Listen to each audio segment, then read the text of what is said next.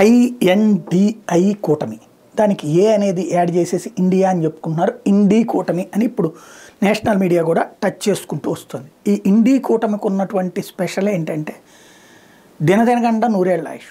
ఓ పక్కన మమతా బెనర్జీ, రాహుల్ గాంధీ తన రాష్ట్రానికి వస్తే కూడా రచ్చ చేస్తుంది. మరొక వైపును చూస్తే ఇప్పుడు నితీష్ కుమార్ బయటికి పోయే పనిలో ఉన్నాడు. అదే ఇండి కూటమి ఏర్పడ్డాకే ఉద్ధవ్ థాకరేలో ఉన్నటువంటి ఇదే శివసేన చీలిపోయి ఇటుపక్కకు వచ్చింది. శరద్ పవార్ పార్టీ, అజిత్ పవార్ చీలిపోయి యువతలకు తీసుకొచ్చారు. ఇంకోవైపున ఆమ్ ఆద్మీ పార్టీ ఎదురు తిరుగుతోంది. పంజాబ్లో మాకు సగం స్థానాలు కావాలంటుంది, ఢిల్లీలో మీకేమి ఇవ్వమంటుంది. సమాజ్వాదీ పార్టీ మీకు ఒక 5 స్థానాలకు మించి ఇదే 2 స్థానాలే ఇస్తామంటుంది కాంగ్రెస్ పార్టీ. కమ్యూనిస్టులు మాకు ఒక 60 జనం కావాలంటున్నారు.